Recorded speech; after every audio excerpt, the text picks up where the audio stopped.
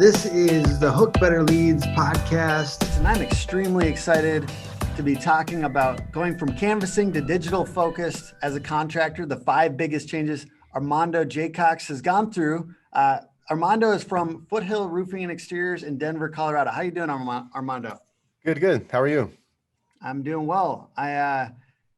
Denver's a really cool city, man. What's new around there these days? Yeah, I love Denver. It's the place to be, especially if you're a roofing contractor. I always kind of kid around with guys and be like, it's where every roofer wants to be, really. You get hail. Why is that? Well, you get hail on a regular basis. I mean, you get there's so much to do here. It's so much fun to just all the recreational stuff, snowboarding, hiking, mountain biking, a lot of exercise, great places to eat.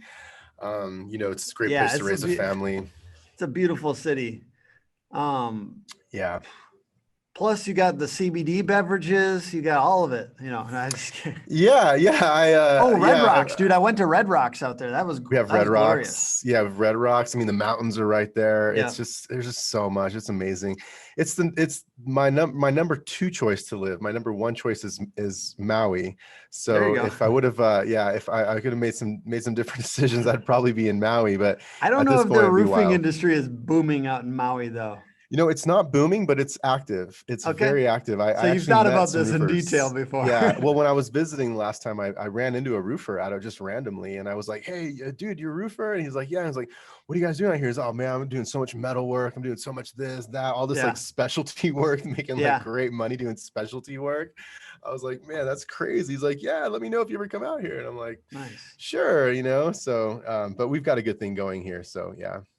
So just to kind of, if somebody's listening to this back, I think, lots of people do make the change from canvassing to a digital focused contractor at other times than the pandemic, but that has definitely been an instigator for some contractors to update their processes to get a little bit more intense.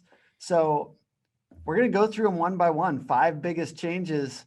And the first one you mentioned, which it sounded like a pretty big deal for you, is you hired a video contractor. Yeah, I mean, before we get crazy into that, could you give me like the 1-minute synopsis, 2-minute synopsis about what it was like before all this, what it was like and how you built your business before? Absolutely. So I personally have always been into technology, and ever since I was little, I was like one of the first guys who had like a cell phone. I was like walking around with a tiny Nokia in high school. People were like, who is this guy with a cell phone? I'd go to parties with a cell phone and stuff and like make calls. It was great. And so, so I've always been into technology. So I think the first step was going from paperless going like paperless. Mm-hmm. So like that went down that road about 2 years ago. And I was with my old company back then. I wasn't with Foothills. I was a partner in a different company. And we had a lot of resistance there going paperless. People wanted their file, they just like had emotionally attached to their file. Yeah. And so I kind of started to learn how to overcome some of those challenges as far as like just going paperless. I think that's very important. And once we kind of got on and once I kind of, moved on and started Foothills, and we, that was one of the first things that we did was get a good CRM, and we used Job Nimbus. So, we had a guy named Aaron Trujillo. He kind of helped customize it. He's been like holding my hand through the whole process. We still talk on a regular basis. Is he at Job Nimbus? He is a consultant, independent consultant. Yeah. Cool. And he specializes in helping people with their CRMs. Nice. Can you say his name one more time for people that might be interested? Absolutely. His name is Aaron Trujillo. I highly recommend you get him on the podcast. Trujillo. Okay. Awesome. Yeah. So he's in our office even on a monthly basis, just kind of going over our CRM and helping us out. So yeah, that's kind of, gives you a little bit of context. Background there. Yeah, a little background. We've kind of always been like, technology minded. And then I think we were definitely going down the road of digital marketing, already. But like with the pandemic, we had to do it almost overnight. It felt like overnight, because I had a full-on canvassing campaign like ready to go. I literally had I bought a minivan in like February to like load guys up in. I had 4 canvassers like just on standby, ready to go. I had 2 sales guys, like we're gonna have a sales guys driving, sales guy in the passenger, 4 canvassers, and just start bombing neighborhoods and like go canvassing, you know. So we were like ready to go. I was about ready to pull the trigger on that, and then the pandemic hits like early March. So can I just touch bases real quick on that? The canvassing thing, that has worked for you in the past though, like definitely, it works really well. And what is canvassing works really well. What like maybe a couple quick, I know that some people still do that, so what were the things that you liked about it? I'm just curious, like for instance, some of our guys like have never done just that. Selling jobs. I don't like anything about it, to be honest. I mean, it's a very, very difficult way to go. I mean, I don't enjoy it, and I've never really enjoyed it since the beginning. It takes a ton of management for one, like managing 4 guys. So I was only planning to do it to kickstart like April, maybe into May, and then go down. We always have 1 canvasser, like full time, like we always have somebody knocking on doors. It's like one of those things. You always have to be working on SEO. You always have to have a door knocker if you're a roofing company, in my opinion. So we've always done that. And then to go to the ripest neighborhoods that like got hit by hail or whatever. I mean, we just go and find roofing that looks kind of older, looks like it needs to be replaced, and then we generate a lead. And so just getting that out. Easy, I don't know anything about that, so that's why just the basics are interesting to me. Yeah, I mean, I've been doing roofing for about 10 years, so like I've been down the canvassing road. I mean, I can manage full-on canvassing campaigns, I can manage canvassing managers with canvassing teams. Have you canvassed? It's pretty nuts. Oh yeah. I canvassed for 2 years. I door knocked door to door. Are you successful? Like if you went today and would you be successful? Oh yeah, I can go out there and knock on doors all day long and generate lead after lead and deal after deal. I would, well, in case I ever come down to Denver, I'd love to do a video with you showing me how to do it. I like to kid around with our guys. I'm like, you guys, if you're not like selling jobs, please don't make me get out there and like just crush you. Like, please, like, I don't want to do that because I will take them all. I'll find people to run the business and I will just sell all the jobs. Like, well, tell me a little bit of just 1 or 2 points about like why you feel like you were successful at canvassing, and maybe a fun transition would be how those things apply to what you're doing on digital today. Yeah, I mean, I think the number one thing with canvassing is perseverance, is just being able to like open the door, get out there, and then knock for, 3 hours, putting in the time and just knocking and like dealing with the rejection. You deal with the rejection after all day long. So you just have to deal with that. And then you get, in 3 hours, you might get, 3 leads. That's kind of, at least, well, it depends on the situation because the environment, because like after a hailstorm in 3 hours, you could probably get like 30 leads. Like I'm not exaggerating. So it depends on the environment, but like right now it's early in the season, it can be like kind of slow and you might get 1-2 leads an hour. But the biggest thing is just getting out there and knocking and just doing your pitch and being perseverance. That's about all it really is. Nice. It's just all a mental game. How do you think that applies to you've hired a video contractor, you did a course and got into Facebook ads with Joseph Hughes. You've doubled down on customer service with texting and the emails with the contracts and going deep into each lead to go for premium customers. Those are the 5 big things that you're going on digital focused now. So how is some of that what you've learned in the past on canvassing and teams of canvassing? How does some of that apply? The perseverance thing, does any of that apply to what you're doing now on digital? I think kind of like with sales, and to me, it looks sales versus leadership. And so leadership, I think, takes a lot of perseverance as well and mental toughness. And it's not like sales. It's easier. Sales easier. You just go out there and knock on doors and it's just all an inner game. But like when it comes to leadership, I think that was a big shift for me, like during the pandemic. Like it's like I had to really be strong for the team, and like, wake up every day. And like, even though it's like, man, this is like grueling, are we even going to make it this, and just getting up and like being there for the team and like just being strong for them. And It was so up and down like through the whole pandemic, but I think the perseverance. But another thing that really helped with video, because we basically couldn't canvas. So instead of canvassing, I hired a videographer. And so we just started shooting video. I joined up with Joseph Hughes and started kind of going hard on social media, and marketing and advertising. And so we just started making videos, and I think I've been the face of the company, and I will continue to be probably forever, who knows. But I just basically did a door knock like to the camera. That's basically how it was, and different variations of that just to the camera. That's awesome. And I just learned how to basically knock on doors, except for I did it for the camera for the most part. Did you do a lot of like location specific videos, like to try to like, and then target the ads at the locations? Yeah. I was really kind of new, and as a beginner in social media marketing, I really didn't know what was going on at all. And it was nice working with Joe and his team, because they kind of really guided us. It's like, if you're in this neighborhood, like really got to do the video that says like, hey, we're in Louisville neighborhood today. We're working on this house over on El Dorado Lane.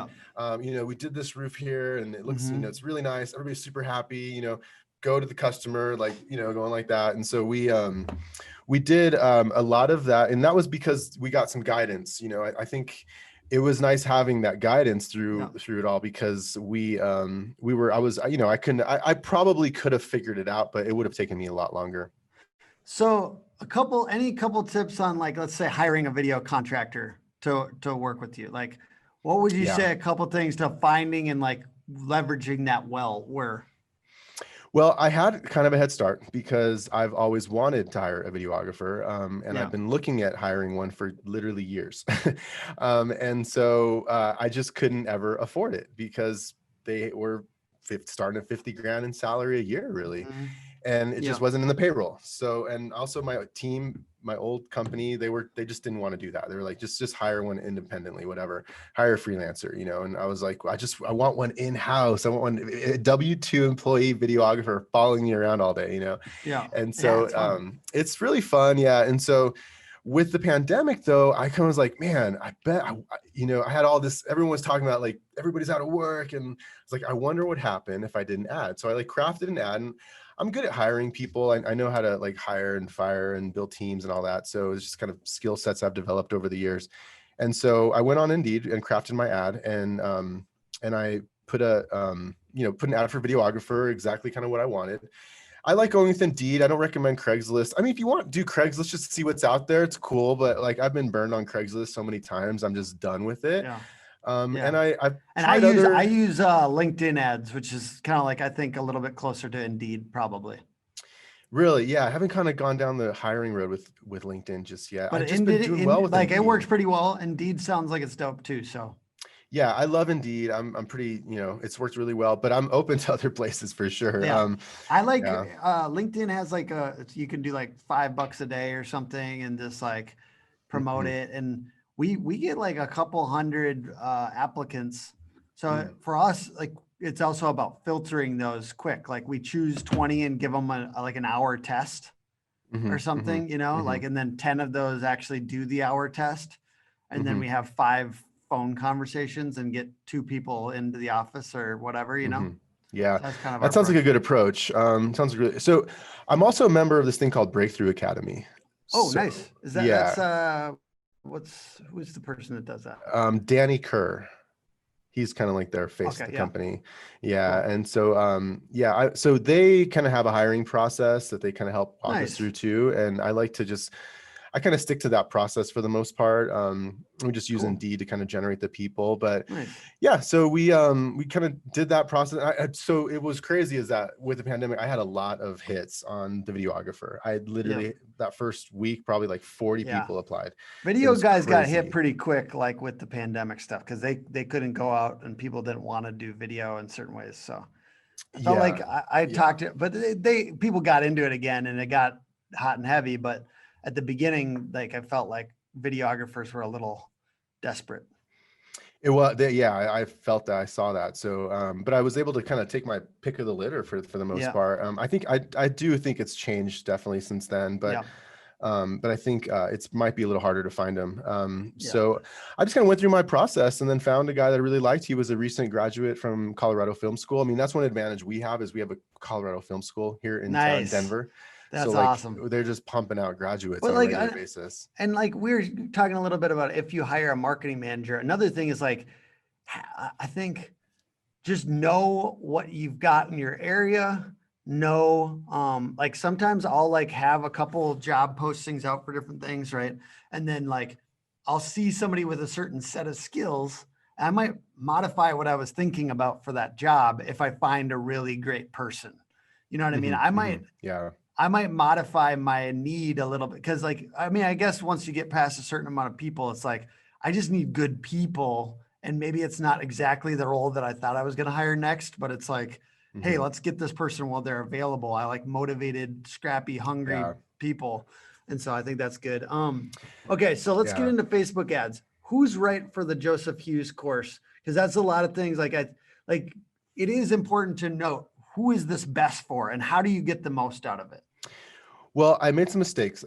One kind of big mistake, I feel, corrected it since then. But I think one mistake I made, I just kind of put a guy who was like an office administrator, office assistant in charge of our Facebook campaigns.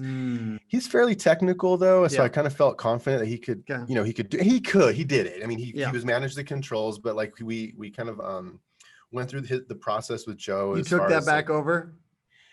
We have somebody else in charge now. Oh, okay. I was about to say, like, that's a funny thing that we do as business owners. We're like taking it back over. Like maybe you're better than me, but it's sometimes I'm like, oh, I'm going to do it now. But I my job is really to just kind of provide guidance for the most part. Good. You're better than me then, because I accidentally do that sometimes. I definitely get into like the copy. I like that. But we have someone who's managing the controls now, and I kind of wish I would have gotten someone. I think that's one mistake I could have. Instead of having him, he could have just kept doing what he was doing, and we had someone who really can like hone in on like the copy, the strategy. This guy's not gonna watch this conversation. The guy that you're talking about. So no, he doesn't even work here anymore. Yeah. Oh, there you go. Perfect. Well, he's definitely not gonna listen to it. So. What is the difference between the person that you think really was the right person to put on it versus that other person? And how would somebody else make that decision internally for their team to make sure that they're getting the best person? Because you're spending a good chunk of money, right? It's like $7,000 or something. So how do you make sure it's the right person that you put into this? Well, I'll tell you, in a perfect world, you would have a person with a degree in business, in my opinion, with an emphasis in digital marketing from a good university, if possible. That would be and then the next thing you want is some experience. I would say if you can find someone with like 5 years experience in doing digital social media marketing and not only social media, all kinds of marketing, copywriting, if you can have like that 5 year solid experience, you'll probably hit a home run, with all of that and then they can. What about soft skills? Because we all know people with degrees that suck.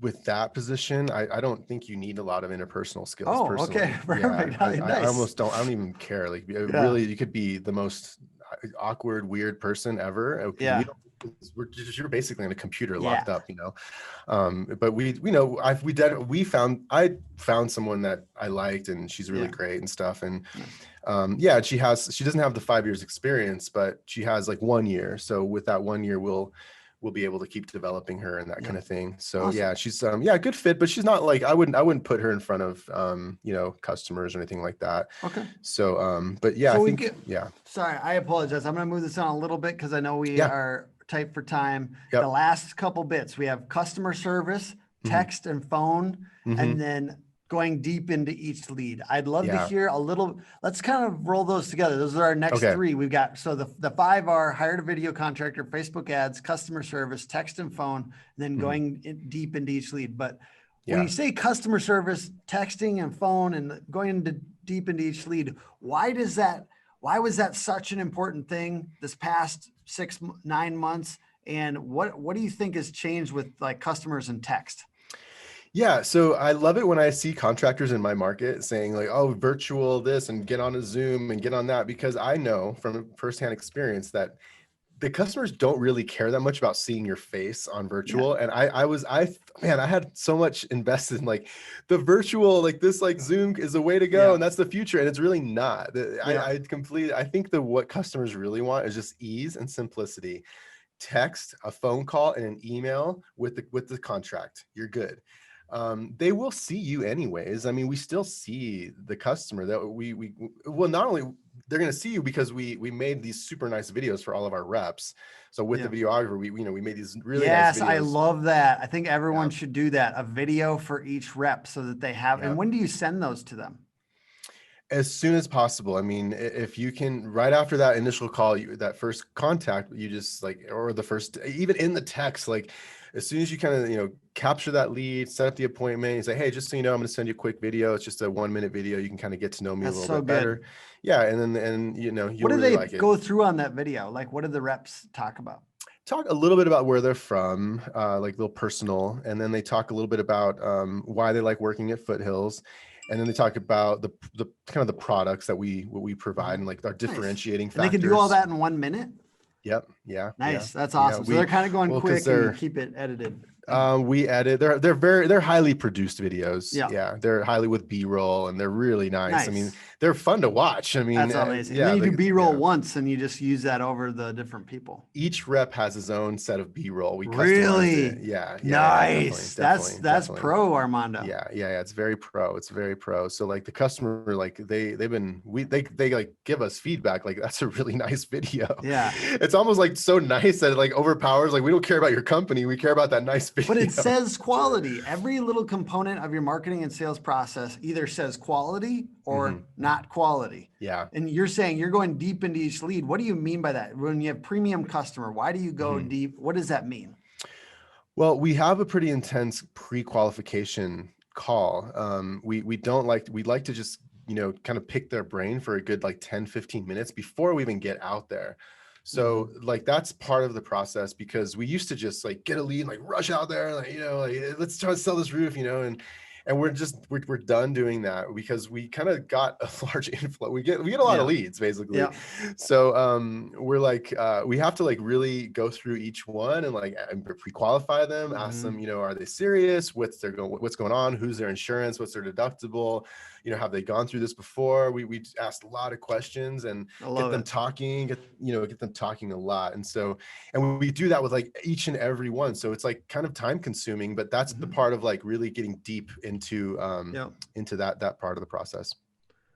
I love it. Well, it's a lot of value there. I appreciate you spending the time with our audience. I know that, I don't necessarily know what we can do as far as a call to action, because you're obviously, it's your services based, but as far as checking out your podcast, maybe if you could share check out my podcast, check out my YouTube channel. The podcast is called Roofing It, and we have a lot of really great guests. I'm growing my YouTube channel too. So yeah, I've got a lot of really interesting things kind of going on, and yeah, definitely. Appreciate you coming on, man. It's the Hook Better Leads podcast, hookagency.com, Hook Agency all over social media, and join us next week.